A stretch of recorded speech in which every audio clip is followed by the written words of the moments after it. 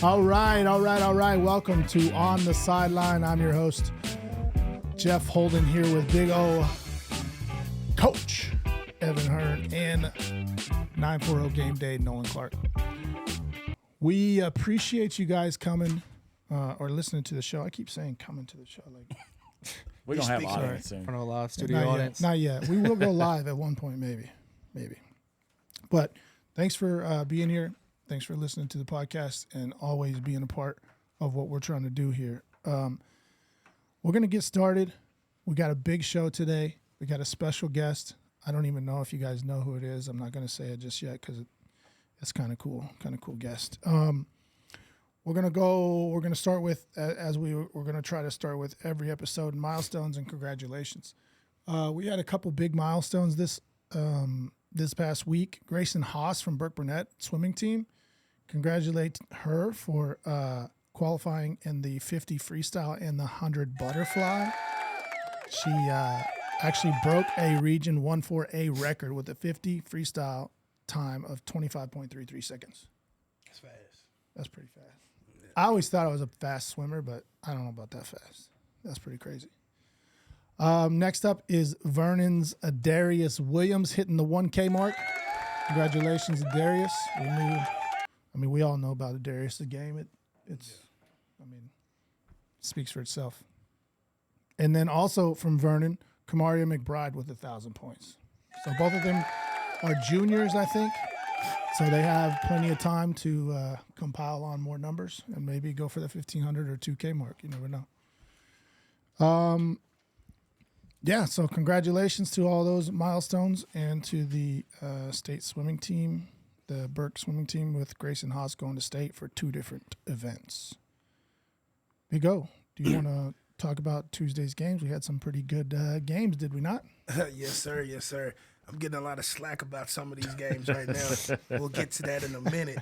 But we want to first talk about, the Burke girls versus Sanger. The first go around, Burke beat a really good Sanger team. And this go around, they fought hard. They lost 53-40. But I think, the Burke girls they're ending up with the number 1 seed, I think, after a coin flip. So we're looking for the Burke girls to make a good push in the playoffs this year. So that's a good way to close out district for them, even though it was a loss. It's a good team. And then on Tuesday night as well, we had a doubleheader at City View of 2 powerhouse good games. You had the City View girls, big games. The Lady Mustangs taking on Holiday. The Lady Mustangs fell short, 45-40. It was a great game. The atmosphere was crazy. I was thinking for a 3A game, I hadn't been to a 3A basketball game with that type of atmosphere where just like the fans is just loud. Student sections was rocking on both sides. It was just good. It was just a good atmosphere. And then the boys game, Mr. Bristow, the kid I said that was going to score under 20. Hey, how'd that go? He proved me wrong. He scored 24 points. I will say it was a quiet 24 for Bristow. The dominance that he's dominated this year. The one thing I do want to say online, there was no betting going on. No. I was accused of betting on the game. I didn't bet. It was just a joke that one of the parents from Holiday made on the page, just saying I would take that over and under any day, just in being in support of a kid from. But also, too, when we do these things, I do want to reiterate that it's to challenge the kids. We want to see the atmosphere. We want to see things that are positive. We want to see a good time. So, parents are going to be parents. Kids are going to be kids. I really don't mind getting upset. They gave me a new name. I got compared to fake Stephen A. The fake Stephen A. I like it. I like it. And they said cold take instead of first take, cold take. I like it. So all of that was good things. You know. I saw them put you on a TikTok, man, or something. Yeah, they had a TikTok. What I said. Very TikTok interesting. Famous now. Keep shouting me out, man. Y'all building me up. This is it, man. I think it's awesome that it's all for fun and games. Obviously we're not here to bad talk any kids. We wouldn't let that happen. Bristow, took the challenge, accepted it, and proved him wrong, and that's what it was all about. I mean, that was kind of the backside of it. The hidden agenda was to fire him up, and also to try to fire up City View to stop him. And it looks like, they did a pretty good job. It was a lot closer than the first meeting. Probably the closest game that we've seen Holiday it's really the play first against varsity for a while. they faced all district-wide. I mean, they've been blowing everybody up by like 10 or 20, and City View hung with them, so. Yeah. Game winner, and it was a nasty three ball. He did good. Cold-blooded. Yeah. Cold-blooded, as they say. Yes, I've heard that. I've heard that from somebody. Cold-blooded. That was our lock of the week. Did anybody go 2-0? No. Right. Well, this week, Friday is the week. I'm talking about on the No, City yeah, View. we picked. Because I picked City View girls and I Holiday did too, boys. and Holiday Boys. So I And went they 1-1. both went with City View, City View. Yeah. And that's one thing I'm going to say about Holiday girls, that's the mark of a champion, They haven't had their season. They're playing great at the right time, and that's the mark of a champion. Going into a hostile environment, City View had everything on the line. They were the hunted, and, those Holiday girls, shout out to you for doing such a great job going in that hostile environment, coming out with a win. Yeah, for sure. The next game we're going to talk about on Tuesday night was Nakona girls. The game, Yeah, wow. They won 73-2. And I've heard a lot of criticism about, was it bad sportsmanship? And I think sometimes we have to understand in those games when you're a powerhouse team like that and you're doing everything to make the game respectable. Yeah, injury can come in place. There's so much that can happen in those situations. And by me knowing, just seeing how Megan Minks, the Skylar Smith, the other girls on that team, and even their coach, I don't think that represents them of who they are. And even with them scoring 73-2, that's something that, that's going to go down in the record books of, that's a huge win, a huge blowout.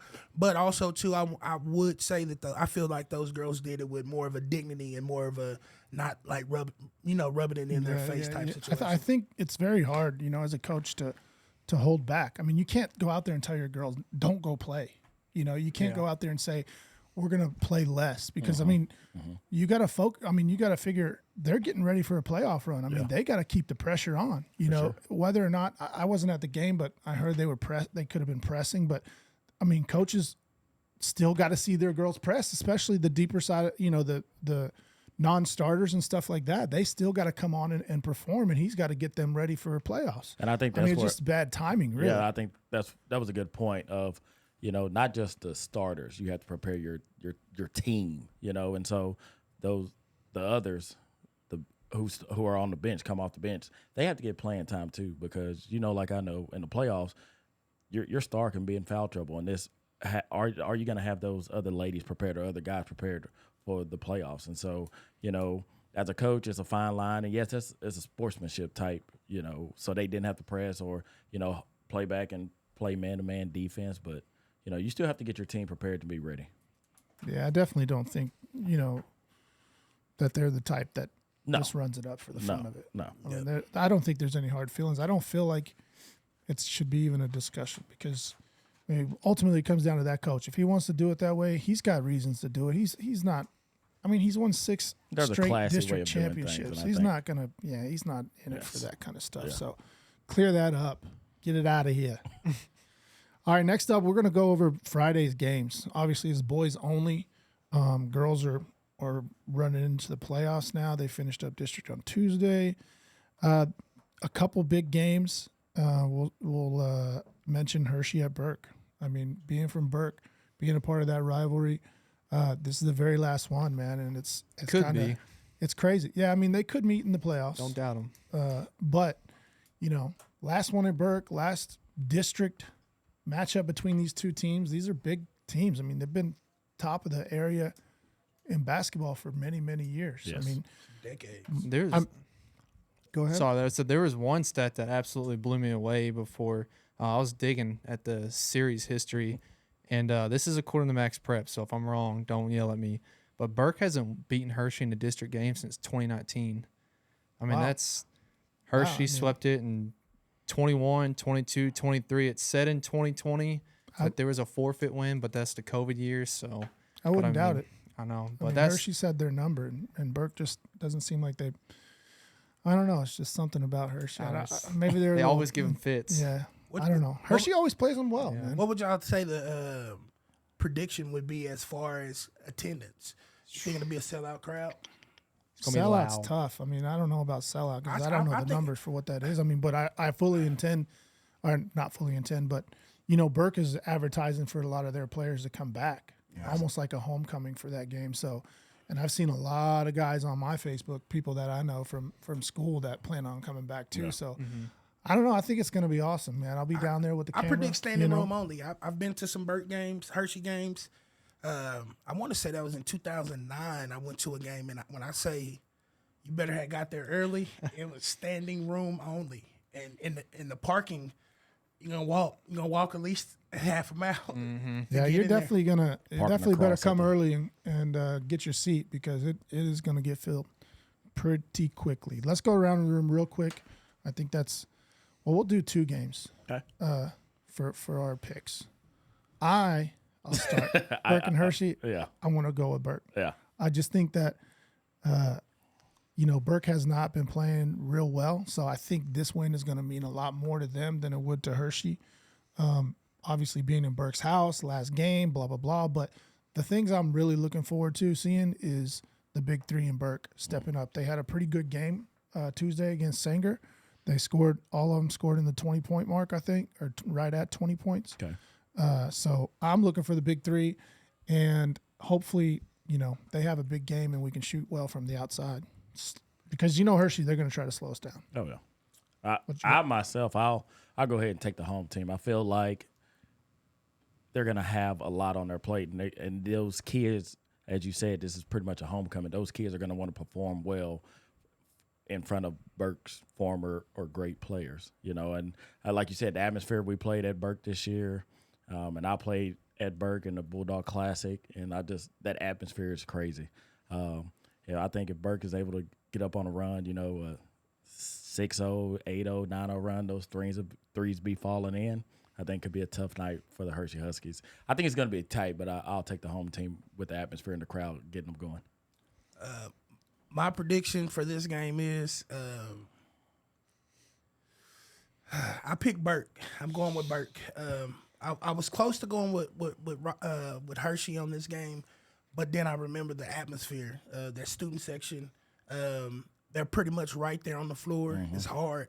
I'm also gonna make my bold statement since we do this, and this is who I am now. Stephen A. My bold statement for this week is Rob Ingram 25 plus. 25 plus. I like it.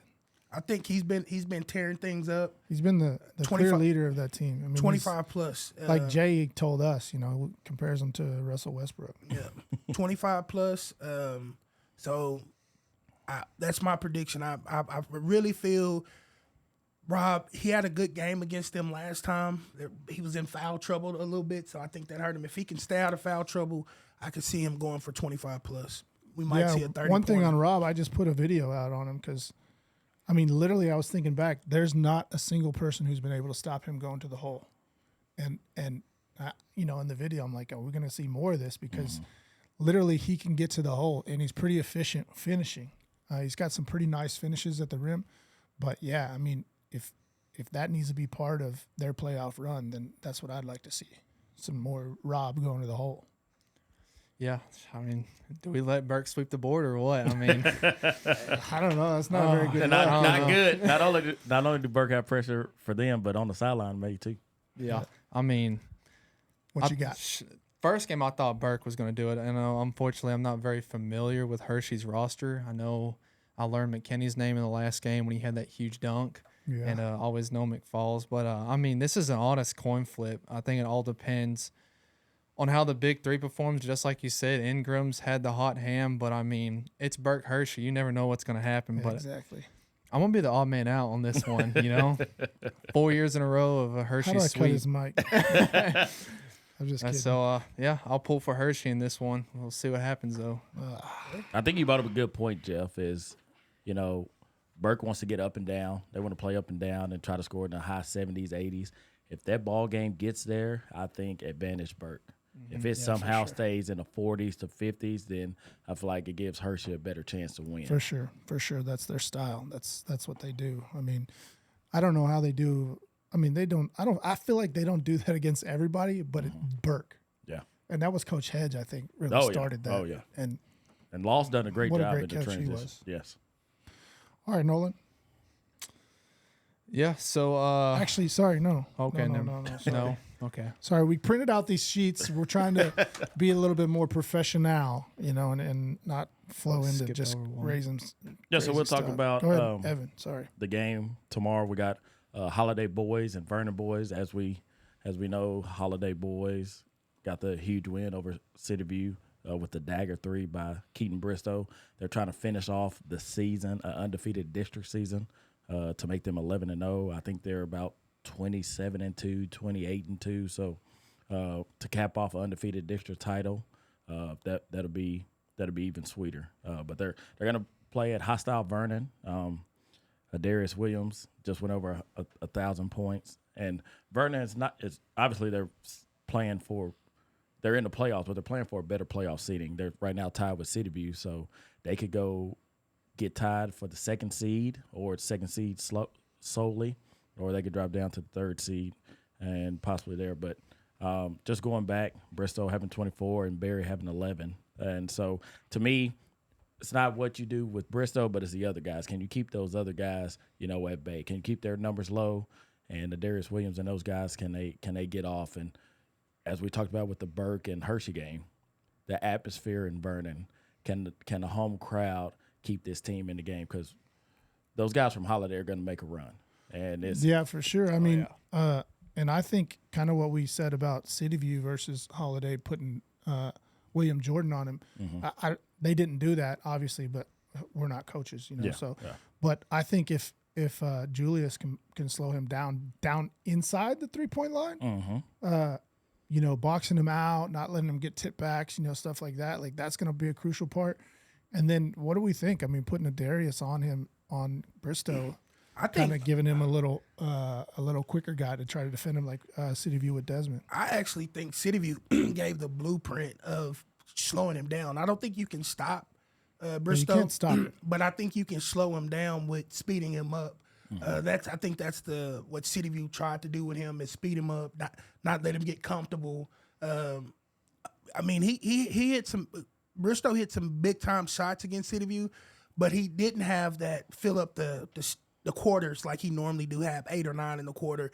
In the first quarter, he only had 4 points. He went in at halftime with 9 points, and that's with him hitting another buzzer beater right before before the end of the second. But those are the things. I think the game plan was there. I think for me with Vernon, if they can throw different looks at him, don't let him get comfortable, keep him out of the paint.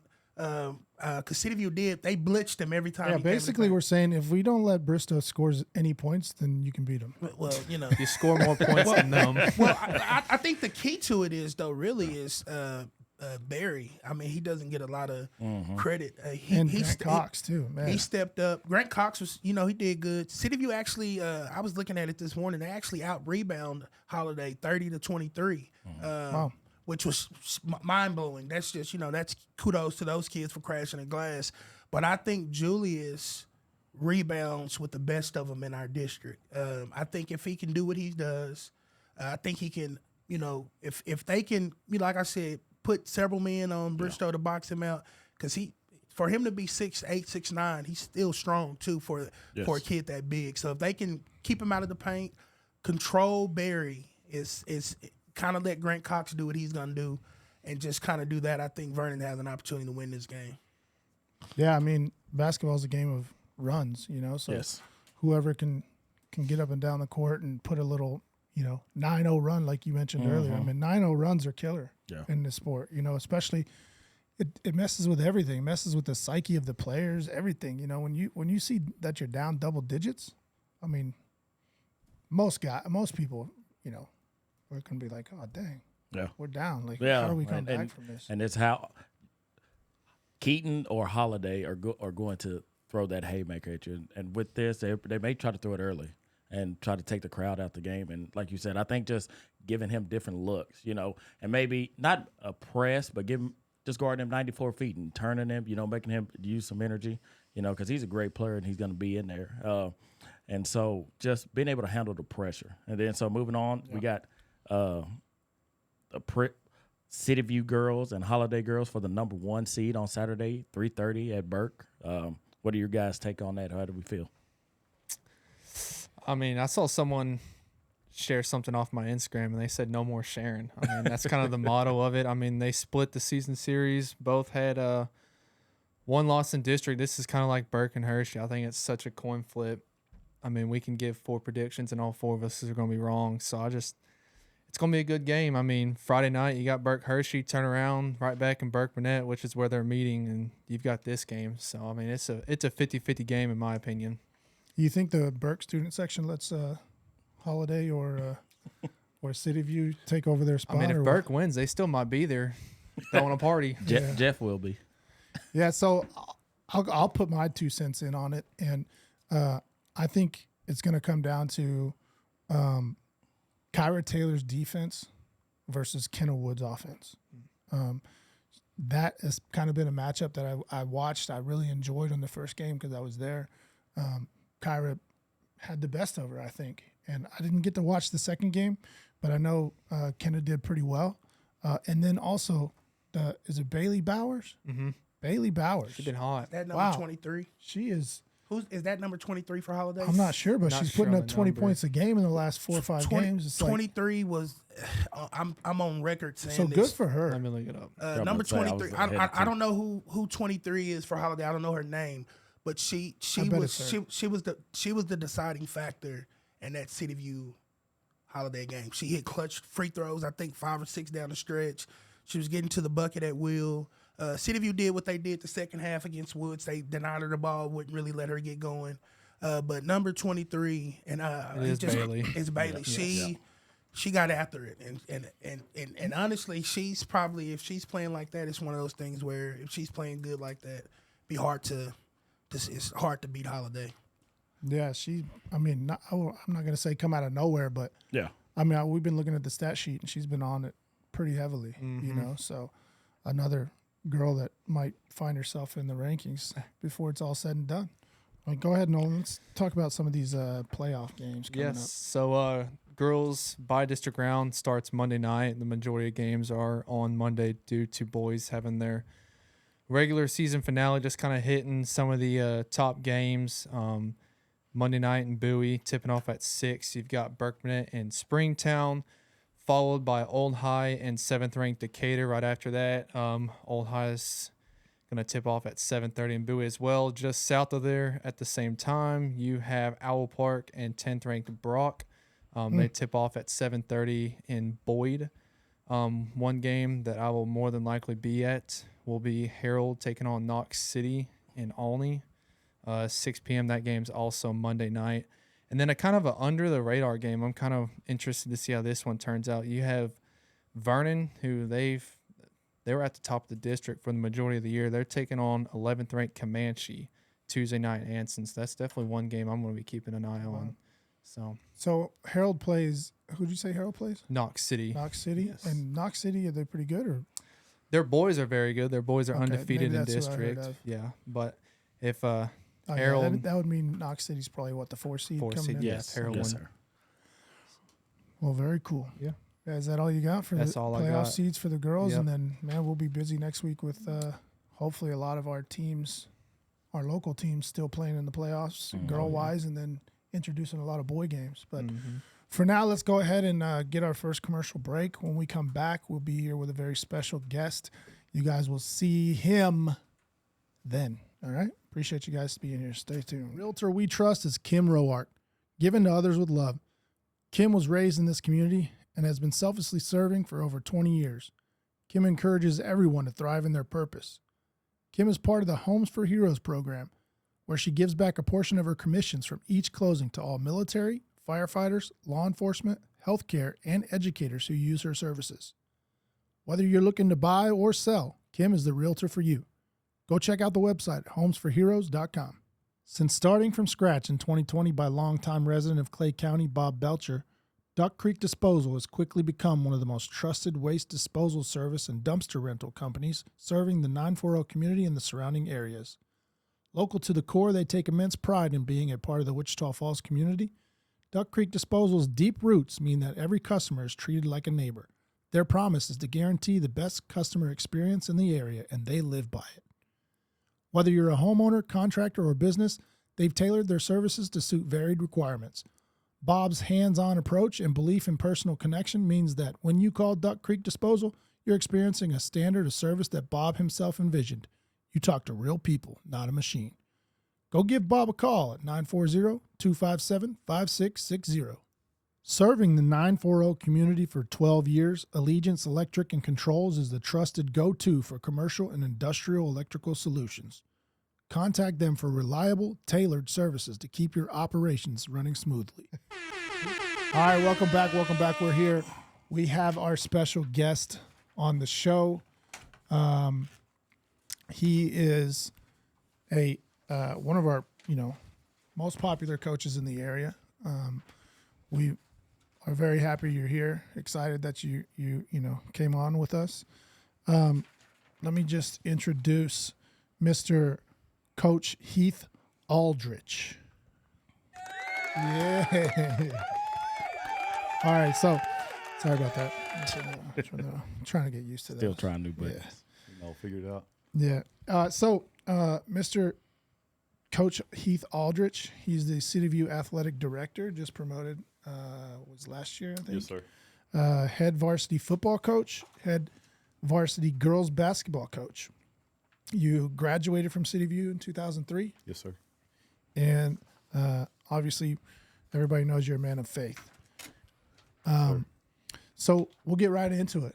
I mean, if you want to just tell us and the listeners a little bit about yourself, family, friends, that kind of thing. Just Okay, introduce yeah. yourself. I graduated from City View, like you said, in the class of 2003. We were the, at City View, everybody had kind of gone from 8th grade, or, we didn't have a high school. So it was 8th grade, and then everybody, Old High, Ryder, Iowa Park, Hershey. And then our first year as a high school, they passed a bond, and we put, the administrators put portables behind the elementary. And so every year we added a class, spent the first year and a half in, portable buildings, and got to move in January of our sophomore year. And so, like I said, I graduated from there. I was, I played sports and, showed animals, ag mech, all that kind of stuff. And so I graduated from there, and then decided, I guess, my January of my senior year that I wanted to coach. I'd always wanted to be a vet. My dad's a cowboy and a farmer, and so I thought, hey, if I want to doctor an animal or something, I can just run out in the backyard. And so I just decided that that's what I wanted to do, and to try to give back to kids like City View had done so many times for me. And so I actually decided to stay at MSU. I met my wife during that time. And I started coaching. I started coaching at Petrolia. A couple of things that fell through. I'd done my student teaching at Ryder. I was dead set on getting over there, and just a few things fell through. I interviewed at Springtown, and Josh Castles had left Petrolia to go to Seymour, and so I was kind of, Next man up. well, I was kind of last man on the totem pole, Yeah. They needed to fill a spot. You know how it gets late, trying to find coaches in June. And so, We'll take him. yeah, I was like, hey, let's take that scrub, so, but it Gotta was get started somewhere. it was a solid 9 years. I really enjoyed it. Had a great time there. And, from there left and went to Old High, with Coach Freeman and, Jeremy Gant, that was his OC at that time. And so, and then left there, and, I was actually leaving to go to Holiday.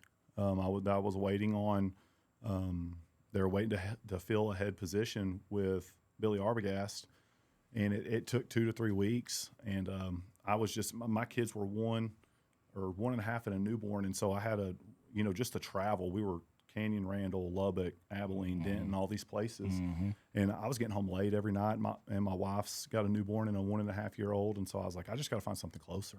Yeah. And so in the middle of that time, Coach Hawkins sends me a text about 2.5 weeks in, 2 weeks, something like that. And was like, hey, I need a girls basketball coach.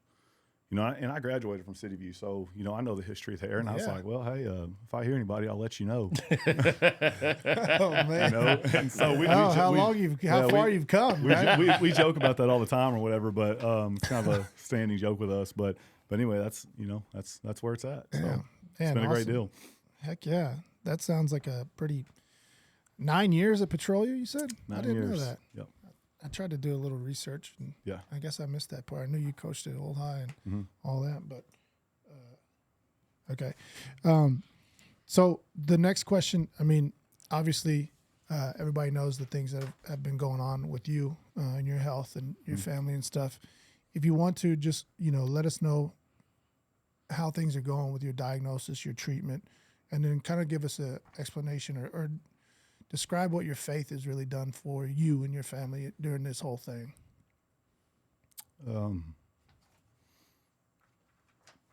You go through life and you find places and stuff. You find yourself in situations where you don't know,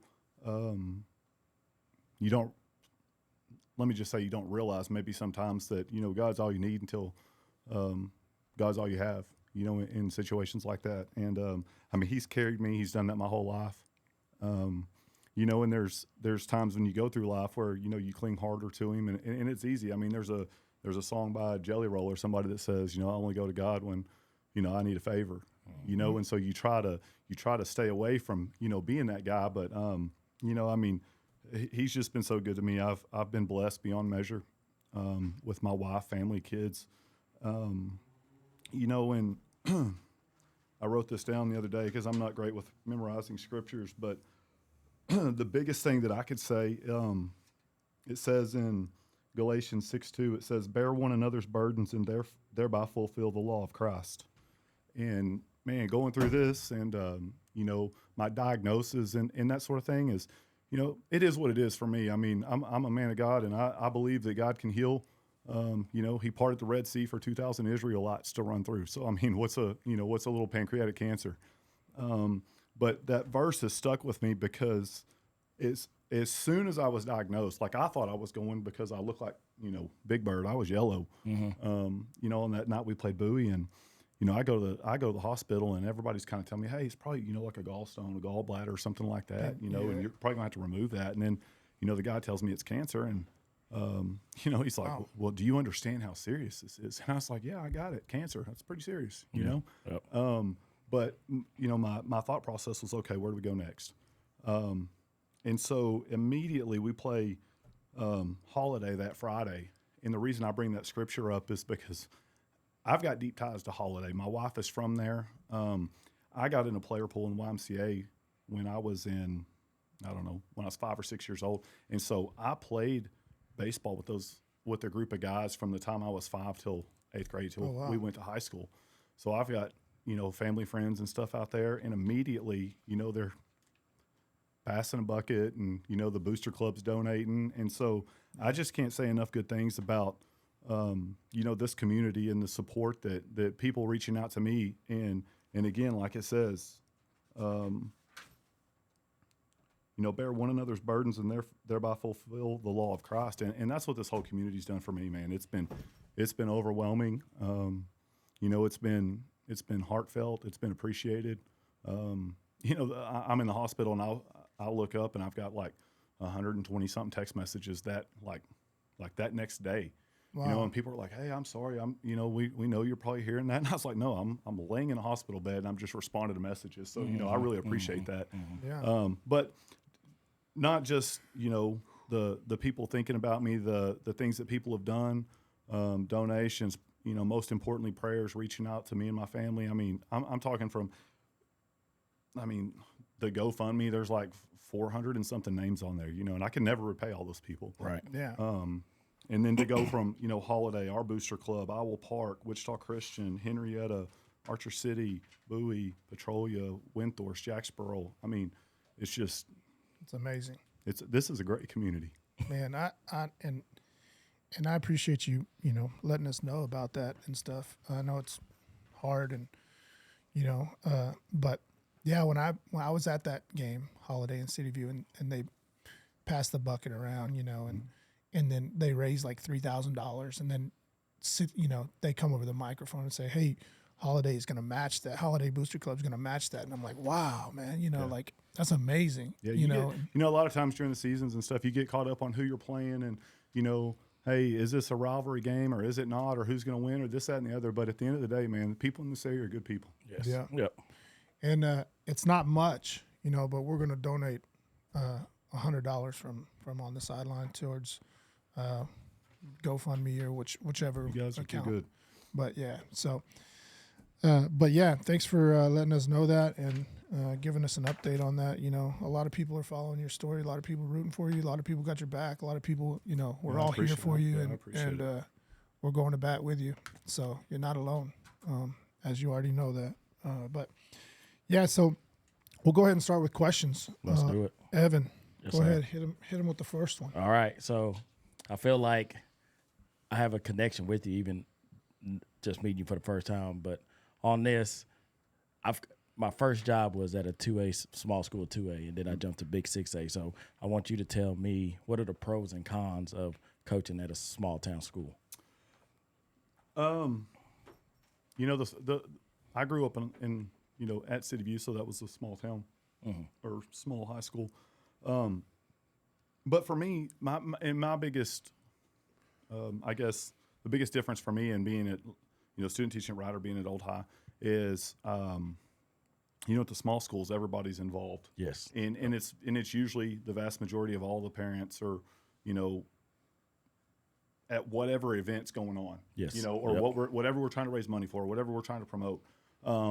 And the biggest difference between a big school to me in that is that you still have those people doing that. Mm-hmm. But just like, you know, they say, well, you know, a lot of times big schools specialize. Well, therefore the parents specialize too. Mm-hmm. So you have a whole bunch of different groups. Everybody's still trying to go for the, you know, the same common goal, but it's just, it's not as, you know, it's bigger. So everybody doesn't run the same tight circle.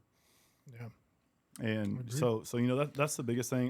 You know, the other thing I talked about was the travel. You know, if you're a 5A, you know, like Wichita Falls, Hershey's Bend, Ryder, now Legacy and Memorial, you know, there's just no 5As around here to play. Nope. You know, so they have to hit the road every night. Oh yeah. Yeah, 1 o'clock Tuesday night We coming back talked about from that. Saginaw, so I understand. Yeah, we talked about that briefly on the last podcast. Coach the freshmen in Sweetwater on Thursday and go coach the varsity on Friday. There you in go. Sweetwater. So Yeah. That's a lot of travel, especially with the new I got Coach. realignment. Yeah, I got Coach Free to thank for that. Go ahead, O. All right, the next question we have for you is, how does it feel to serve in the role of AD at City View? It's awesome, man. It's everything I hoped it would be.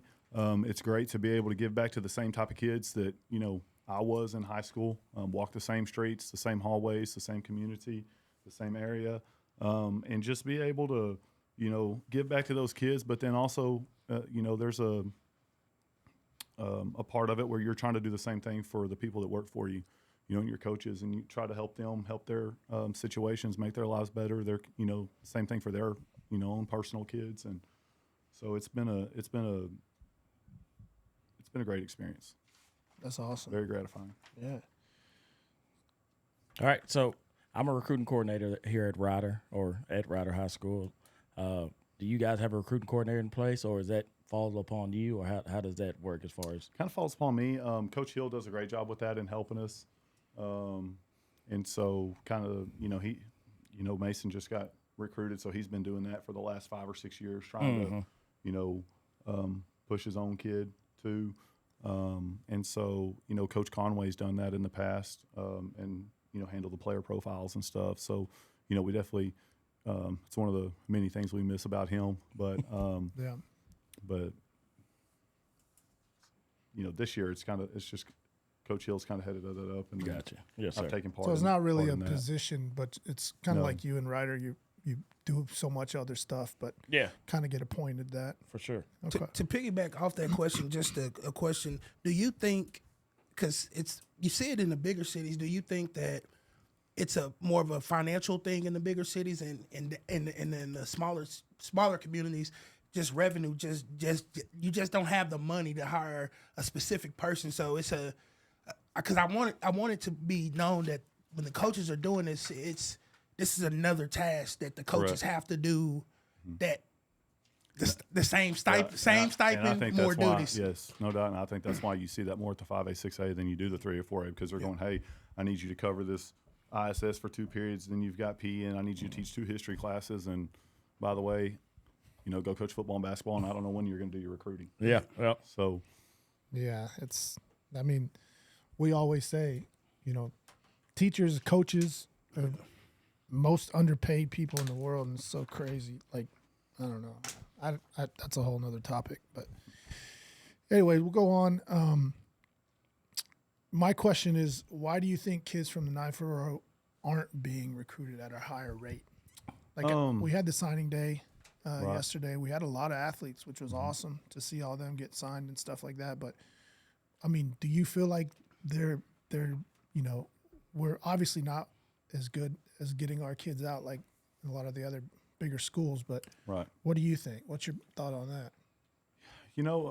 I think one thing that has helped is, we had Coach Perry from Texas Tech. He came out the other day and looked at a couple of our kids, talked to them. So I feel like it's getting better. I feel like, obviously Huddle has helped tremendously, in these last, 4 or 5 years. Twitter has been big. And, and I also have to throw a little, thank you / shout out to, Coach Free. I know Coach Wiley was like this, Bendel, and now LJ, that, because when I was there, Coach Free would do it, and he'd say, hey, you need to go over to City View and check out, this kid, or go look at this running back they've got, or this receiver. And so, I think it's getting better. Yeah. But obviously it's not where we want it to be yet. But. Yeah. So to piggyback off that, I always have piggybacks. Because I always not. Well, the reason why I want to make sure that it's not always delegated to the coaches. Do you think, and this is the opportunity to be upfront, do you think also that the 940 recruiting is down because parents don't take it? They don't take their initiative, and they want all of it to lie on the coach? I don't know that I would say wholeheartedly that. I will say, as I've gotten older and now that I'm in this role, I guess when I was a younger coach, I didn't realize how much, because I just thought, hey, the coach has to do it, and I didn't realize until in the last couple of years, probably when I got to, even when I got to Old High, how much a lot of, parents can play a huge role in that. Yeah. And so sometimes, you find out that, hey, these kids are getting recruited or whatever, and it's because their parents have been pushing them. Yeah. And so, hats off to those guys for, for doing sure. that. Yeah, for sure. We obviously want to push those kids and, help them out as much as we can. But, man, when you have the parents behind it too, it's times two, so yeah, it's awesome. Do you think, from your standpoint, something like what we're trying to do here with On the Sideline and in this area of just trying to bring more light and more exposure to these kids, but is there anything specific that you may think of, hey, I'd like, for you, even if we're just helping you out or any of the other ADs, like, is there anything like, hey, I wish that somebody would do this, or like, is there something that we could do to kind of help out? You guys are just getting started, and I thought you've done a great job of trying to highlight the best players in the area in every sport. I think that's a start, and then go from there. And, when you start sharing highlights and talking about game performances, and you guys are at a lot of stuff, I mean, I think that's just the beginning, and so I think that's going to be big time for the kids in this area. I appreciate it. I think, you're up. I have this question. The reason I think I wanted to ask this question, because I have the luxury of talking to you more than probably everybody, and so I know your heart. And sometimes you don't get to communicate with others on a regular. I mean, we interact a lot because I serve on the Booster Club and different things, but this is the opportunity, I think, that people can get to know who you are, get to know your heart, and like what. So the question is, where do you see City View Athletics being in the next few years? I think City View's on. We kind of had a little thing this year of be on the rise, and that was our thing in football, and I explained that to the kids as, hey, every day you come out here to practice, you have to be on the rise, and on the rise means that we're going up. One coach told me when I first started, he said, you're either getting better, you're getting worse, you never stay the same. And so that was our deal is, hey, when you come out here to practice, man, we got to be on the rise. We've got to be consistently getting better. And so for us, my first year at City View, I walk in the gym and it's like end of May, June, and man, there's this huge 8th grader in there, and I'm like, who is that kid? Well, of course, it's Anquan Willis, and of course he goes to Ryder, but for so long it's been hard to stop that trend of kids leaving City View after 8th grade because that was normal. That's what they're supposed to do because there was nowhere else to go. Yeah. And so, Coach Hawkins did a good job, and some of those guys that brought me in of kind of starting to slow the bleeding, where that was kind of the last kid that we lost to WFISD or an Owl Park or wherever. And so my vision for City View athletics in the next few years is just growth. I think we're getting bigger. We've got over 230 transfers. And that, to me, that says a lot about the school district and what our administration is doing, because if you have 230 transfers, a lot of people don't know City View's not it's not like it's its own town. It's a 12 square mile school district. Yeah. So that means that there's 230 families that pay, taxes to another school district and choose to bring them to City View. Because they see what's going on and taking place over there and the good things that are happening. So I just think that, our program's on the rise, our numbers are up, especially 6th through sophomore class. And so, we're having success in all sports. And so I think the sky's the limit for us. Yeah, I agree. I mean, I've seen you guys come from a long way, and one of my good buddies, Gus Barnes, went through City View. I think y'all graduated together, right? So if they had counted tossing the ball backwards, I'd have had like 2,500 yards passing that. That dude's a stud. Yeah, so he kind of was Burke and then went to City View, and so I've always kind of seen it from that point, and that's whenever City View started, really, because whenever I was in school, I think it was about the same time. They didn't really have. That's when the high school started. Yeah, like you were talking. It was James O'Malley. He came over our sophomore year, and everybody was, singing his praises because he was a pretty good middle linebacker and all that. And, he tells a story of he was like, "God, you guys suck," because they thought I was a stud. And so, but the three that started and coming over was James O'Malley, Gus came his junior year, and obviously he was a stud, and then Billy Arbogast, who's the coach at Holiday. He was a really good basketball player for us, and so that was kind of the key components there. Yeah, that was kind of like where I remember it from, starting from. So you kind of mentioned it, and it's one of our questions I had later, but I'll go ahead and throw it out there, is with the merge of the high schools this year, what's your anticipation? I mean, what have you seen some numbers already? I mean, my biggest thing, and what I've told everybody is, we saw our biggest influx of kids when they announced that they were going to do it, and it was the 5th, 6th, 7th graders, 8th graders, and so since then, we haven't really seen any influx of Wichita Falls kids, and I think that those guys are they're putting together nice facilities and stuff, and they're going to go and check those out, and I think the initial response will they're going to go to wherever they're supposed to go, but Our average class size was 60s, mid 65, and it's been that way forever. When they announced the high school, that's when the lower classes jumped between 100 to 105. And so, that's where we've seen 40%. Our influx of kids. It's not the high school, the older kids. Mm-hmm. Yeah. Huh. Interesting. Big O, you got your my signature question. Oh, yeah. Well, Coach, I like to eat. Coach like to eat, too. He feeds. One thing that y'all probably don't know, I'm giving a little highlight to City View real quick on this. We're one of, I think they might do it in Burke too, that do a hospitality room for like tournaments and stuff. And Coach Aldrich, man, he have a spread. Like when I say a spread, I need to go check that out then. I'd be like, I got to get out of concession and go get some of this stuff before it's gone. So, but my question is what? Because we all have that. What's your favorite meal before a big game?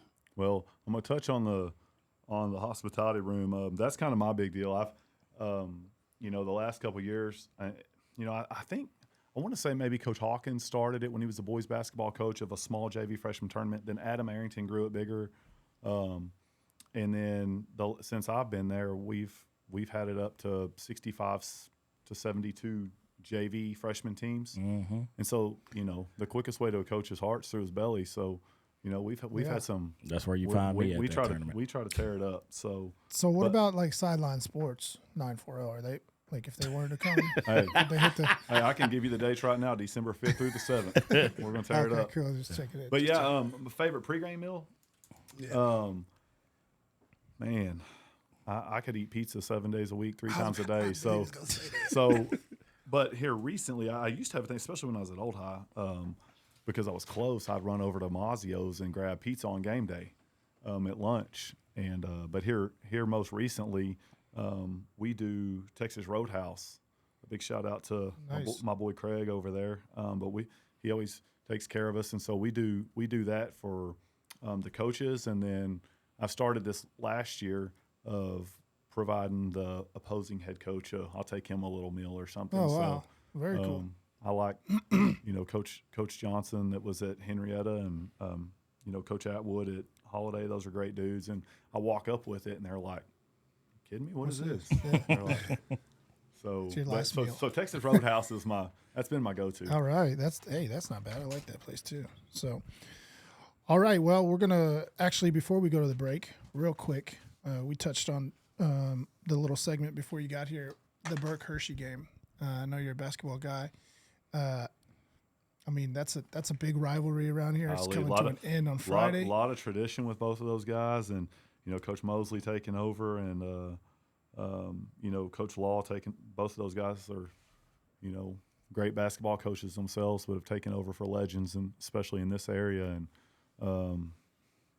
man, I don't want either one of them to be mad at me, but basketball is such a big deal, for home court advantage that I would say that Burke probably has the edge because. Yeah, that's what we're going to see. If You're not going to go anywhere and find a place like the dog pound underneath the basket in the second half. Yep. We just were saying that. So yeah, that's awesome you say that because it is. The student section is a difference maker there. If Coach Law hears this, man, I'll buy you lunch. But it's just that Roadhouse. Yeah. They'll be handing you that There we go, Roadhouse. the Roadhouse. All right. Well, we're going to hit a quick break, get a word from our sponsors, and we'll be back with Coach A. And game day will come on, and we'll get another set of questions. Appreciate you being here, by the way. yes, sir. Thank y'all for having me. Yes, sir. For all your paving and concrete needs, we trust Freeman Paving, LLC. Located in Vernon, Texas, Freeman Paving is our recommended business for concrete, paving, and dirt work.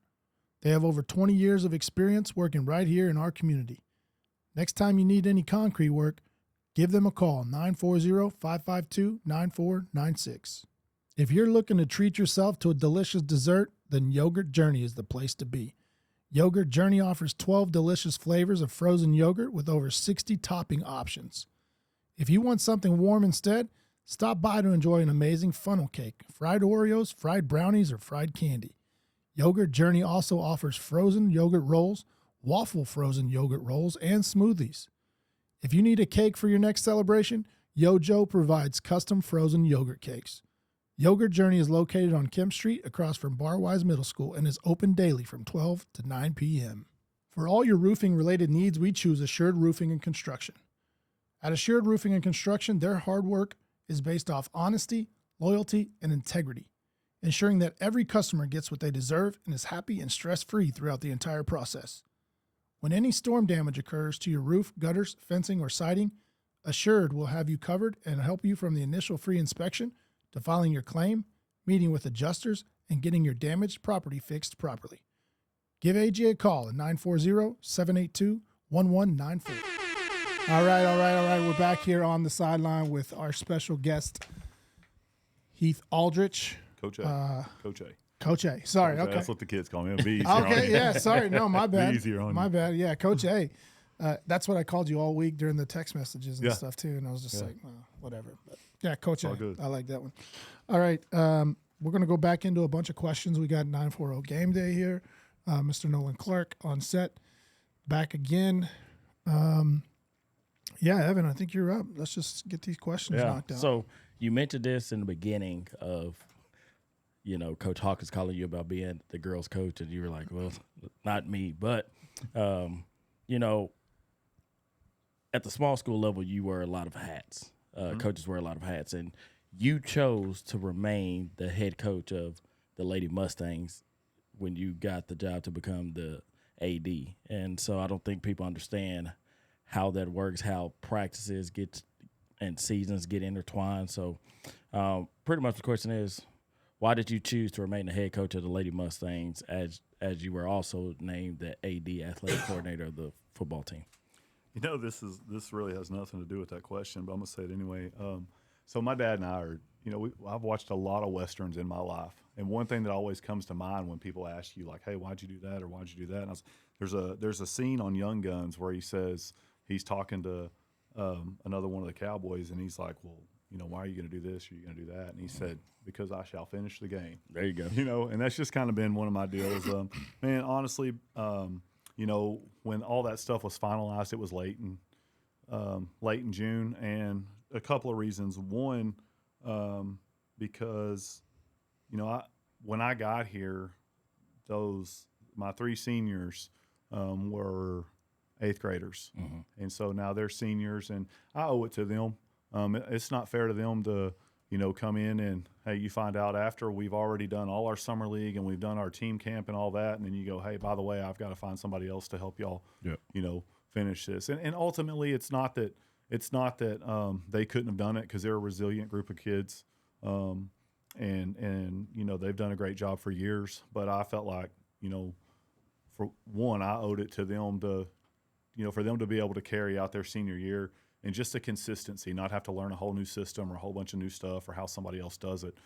The other part to that was when I came to City View, the next year, I got Coach Pennington to come over, and Coach Pennington's one of my best friends.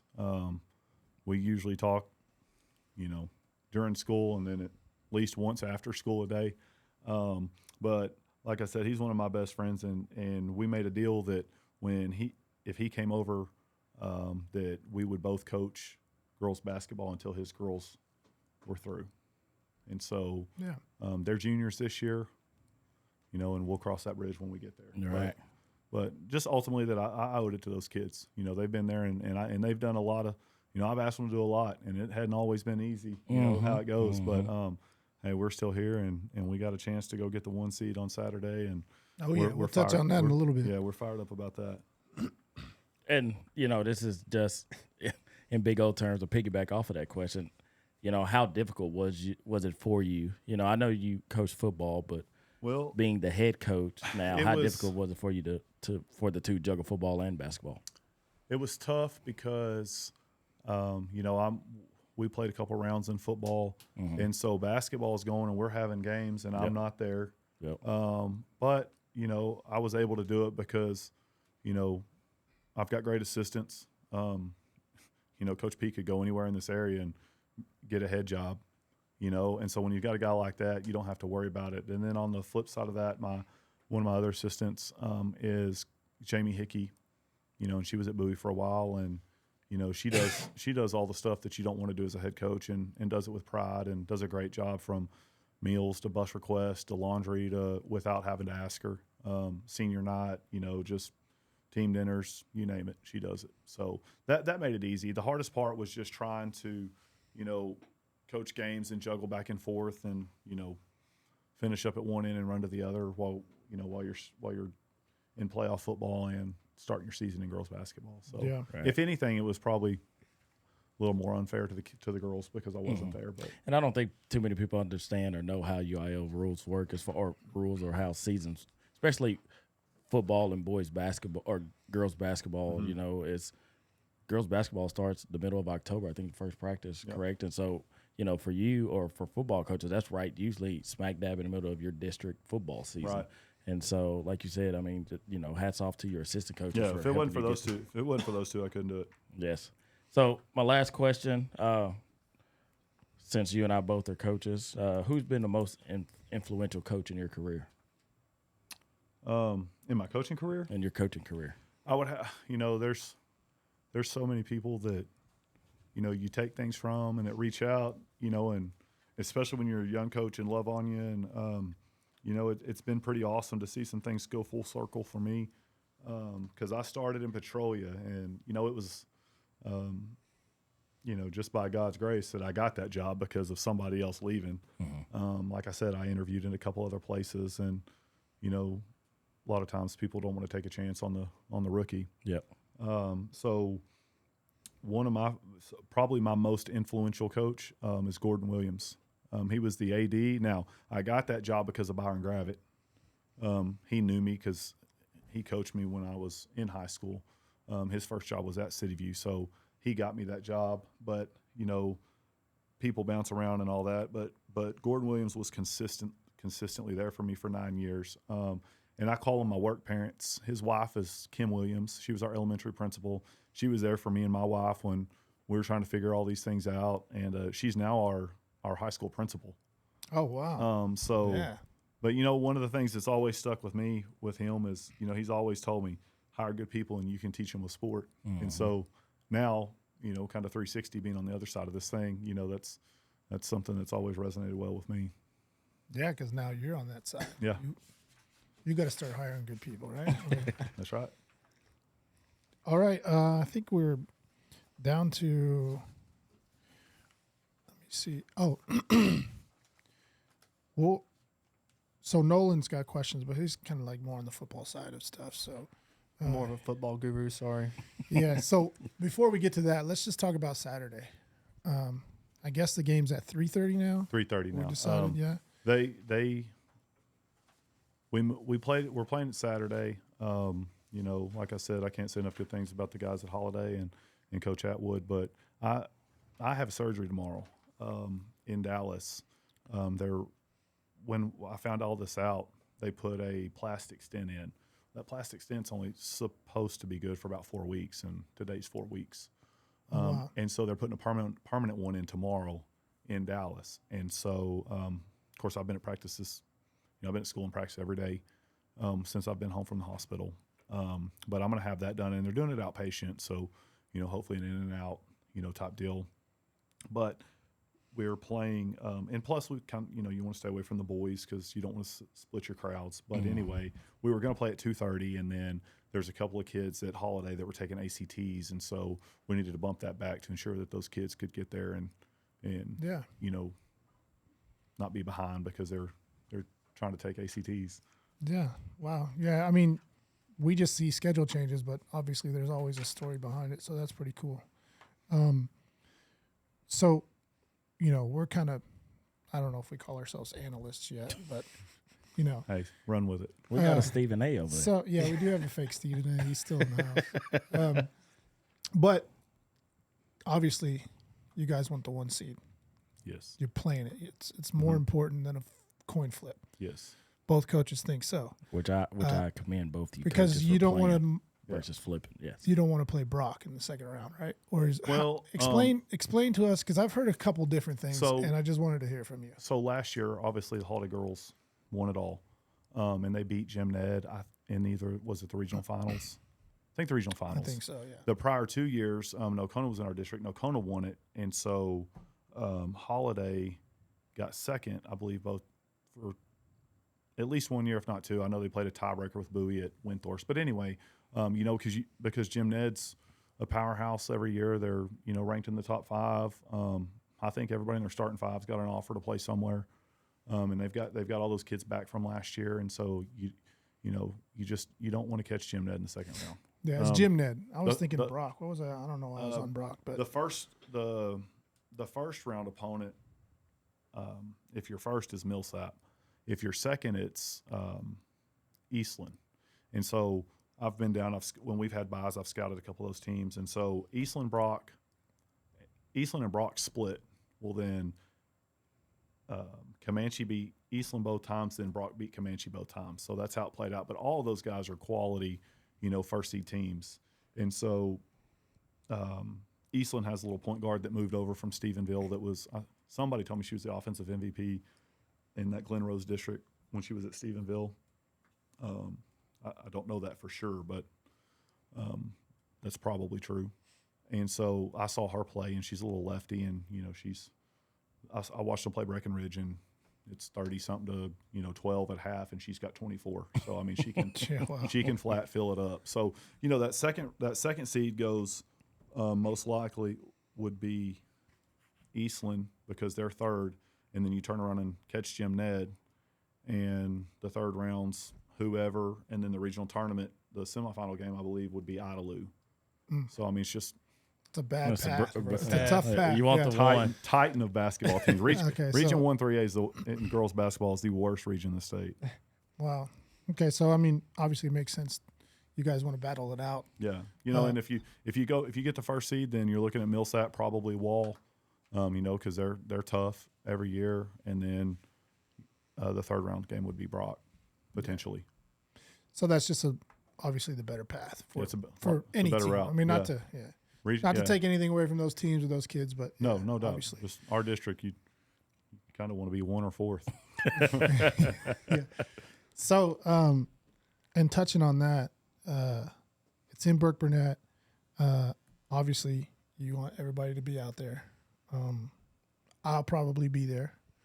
But yeah, I mean, what's your game plan? I mean, you guys have played them 2 times. Yeah, we've played him twice, and I'm sure he'll have something a little different for us, and we'll have something a little different for him that he hadn't seen. But, it's just go out there and, the game the other night, essentially the first game we were down 10. Our kids are resilient. They battle back and find a way to win the game. And then, we felt like in that first game they had 31 at half.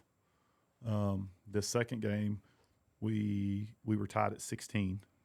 So both teams have to feel like that we defended well. Slowed it down. And then, we've got our thing all year has been we've had a hard time finishing. We were up 23 in the third quarter against Vernon at home. We win by 10. We were up at Vernon. We were up 12 or 14 with 4 minutes to go. We win by 4. We just haven't taken very good care of the ball late in games, and that got us again on Tuesday. And hats off to I'm gonna tell you who's really playing well, and if you've kept up with anything, but that's Bailey Bowers. Yeah, mentioned her. And she single-handedly took over in the fourth quarter, and That's what we heard. you can't do anything but compliment that kid because she didn't play. I think her sophomore year. I remember it was my first year. She was a stud in 8th grade, and she finishes with 22 the other night. I think she had 13 in the fourth quarter.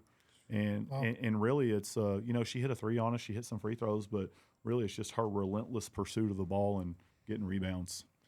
Yeah, and she's kind of, I'm not going to say come out of nowhere, but it's been 4 or 5 games, I think, now that she's had 20-plus points. And Yeah. so for them to – She played some JV last year, and then she got moved up, at some point in the season, I think. I think that's correct. I don't want to offend anybody, but, and she's just – to me, she's really picking up where she left off when I think she didn't play maybe her sophomore year to focus on track or something. But, I mean, she's just hitting her stride at the right time, and so we've really got to try to do a better job of defending her. Yeah, and I think, I mean, like you said, they're going to have things. You guys are going to have things. I think it's going to be a heck of a matchup, obviously, as they always are. But while we got you here, I know that you could speak for hours about your girls, but if you want to touch on the seniors real quick, I mean, you got your 3 seniors, like you mentioned before, but then also you've got some help from a young freshman too, in Nia. I've kind of followed her. I know her parents, but yeah, she's done well for you guys too. My seniors, and those kids have been the staple, to the success that City View girls basketball is having, and it's really about we say this all the time. It ain't about you. Coach Free I've heard him say that a million times, and so in the same regard, it ain't about me. It's those kids, and those 3 seniors have been through it all. They've taken it on the chin, and they didn't have anybody to help them. They all started as with another freshman that actually has turned out to be a monster, but her parents moved after their sophomore year. So those 3 have started as freshmen. They didn't have anybody to show them the way or guide them or, whatever. They've had to jump in there and take it on the chin for the first 2 years and just figure it out, and so I can't say enough about those kids and how far our program has come because of them. And then to touch on Nia, man, she's really coming into her own in the last half of district where I think she's starting to get comfortable, believe in herself, and just, she plays a ton of travel ball, and so the difference I think, there has been is she's always played a ton of basketball, but she's playing with 14, 15-year-olds, and she's starting to figure out that, hey, I can do this against 17, 18-year-olds. Yeah. And so I can't say enough good things about her, and she just plays hard, says yes, sir, and, gives you everything she's got when she touches the floor. But again, I mean, we all have seen how great of a job you've done with them mentioning that they've taken it on the chin and kind of figured it out themselves, but I'm sure they've had plenty of help from you and your team. I guess we'll. I mean, from us, good luck on Saturday. Yes, sir. Like I said, Yes, sir. we'll be. Yeah, we can't I'll wait. be there. We're I don't know if excited. some of these other guys might be there in attendance, but I think it's going to be a good game, and I'm looking forward to it. Nolan, go ahead, man. Get your football questions. Yeah. So, Football side of things. like I said, I'm more of a football fan than basketball fan. Sorry, but jump into the first question. Last Thursday when the UIL realignment came out, whenever I refreshed that page, and all the new alignments were listed, the first thing I clicked on was 3A Division II because I wanted Jacksboro pulled up with the other local 3 Division IIs. So you're kind of the first coach I ran into. I kind of want to hear your thoughts on the new football district that y'all are paired into. Man, no offense to anybody else, but gosh dang, that's a terrible trade. I mean, that's you take a regional quarterfinal team and you trade them for SNS. That's not a good business decision. So and Callisburg's been really good and they're physical, but Coach Johnson at Millsap's man, he's a mountain of a man, and when you look at him, he looks like that. He looks that way too. He looks like he came fresh off a mountain man or something. He got a big old beard and he's all yoked up, and so it wasn't a good trade getting him for Callisburg because Callisburg was kind of they've had their best couple of years in the past 2 or 3, and they were kind of going towards a rebuild, if you want to call it. And so I know Coach Johnson, his son's an 8th grader and going to be a freshman, and that group was undefeated as 7th and 8th graders. We played them in the playoffs and we won that game, but he's a great coach. And when I was going through all this, my diagnosis, I sent out to some people, hey, pray for these people too, because he found out last February that he has leukemia, and man, a funny story about him is, I get a text from him when we're playing at Bridgeport, and he just sends me a text and I don't know him. I've heard about what a great guy he is, but I don't. I've never met him. He said, hey, we're going to pray on the 50-yard line if you'd like to come out with us. I was like, shoot, yeah. Hey, someone wants to pray for me. Let's go. And so we all go out there, a couple of our coaches and his staff, and he prays for us. And, when the Holy Spirit's somewhere, you just know it. And, man, the Holy Spirit runs through that guy. I can't say enough good things about him. He came and saw me along with, Coach Miller at Bowie, the girls basketball coach, Coach Lindsay, who's at Savoy, our soup. But a few people came and saw me while I was at UT Southwest for a few days, and he's one of them. And, wow. Man, he came down there and he said, hey, I'm going to come down there tomorrow. I'm going to bring you something. I'm going to pray for you. And, man, that just ran all over me. I mean, I just cannot tell you what a good guy he is. Wow. And so we took a picture when he left, and one thing, when I student taught, or I was going through some of my blocks, I was at Ryder and Coach Garfield was there. And if you need a quick saying or whatever your logo or theme's going to be for your team for football, that's the guy to go to. And, Oh yeah. And everybody that knows anything about Ryder or him knows, the one family, one team, and family ain't always blood. Mm-hmm. And that's what I would say about Coach Johnson. Wow. So, so obviously, I back to your question, I feel like we traded. We got 2 better teams in our district, but we're young, and we've got a lot of our guys coming back. We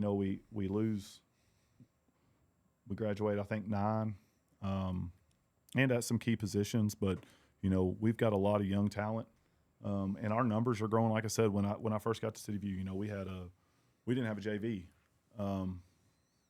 Next year we had a JV. 2 years later, we've kind of got enough for a freshman, and this next year we're hoping that our 8th graders will all be our freshman team, and we're going to have 20-something kids there, hopefully up around in the 40s for JV, and then close to 30 for our varsity. And so I've got all the faith in the world in our kids. They work hard, and they busted their tails this last year, and in the off season, I know they'll do the same thing going forward. So we're excited about it. It's going to be a stout district, but it's going to be fun. Yeah. Those tougher competition makes for better players. Yeah, iron sharpens iron, and Exactly. those 50, 60 point blowouts. I mean, that's not Thing of the past. That's not helping you.